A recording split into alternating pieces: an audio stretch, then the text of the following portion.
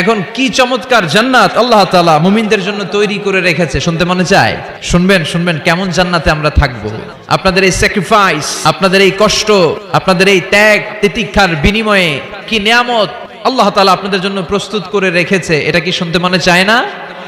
আজকে আমরা কোন জান্নাতে ঢুকবো, আল্লাহর কাছে কোন জান্নাত চাইবো, জান্নাতের কোয়ালিটি গুলো কেমন, এই জান্নাতের ব্যাপারে আল্লাহ তাআলা কোরআনের ভিতরে কি কি বলেছেন, জাহান্নামের ব্যাপারে কি কি বলেছেন, সব শুনে যাব ইনশাআল্লাহ। পড়েন আর জোরে পড়েন ইনশাআল্লাহ। রব্বুল আলামিন বলেন, ফালা তা'লামু নাফসুম মা উখফিয়া লাহুম মিন কুররাতি আ'য়ুনিন জাযাআম বিমা কানু ইয়া'মালুন। মুমিনদের জন্য তো চমৎকার জান্নাত আমি তৈরি করে রেখেছি, কোন মানুষ কল্পনা করতে পারে না কত সুন্দর জান্নাত তাদের জন্য অপেক্ষা করছে। সুবহানাল্লাহ।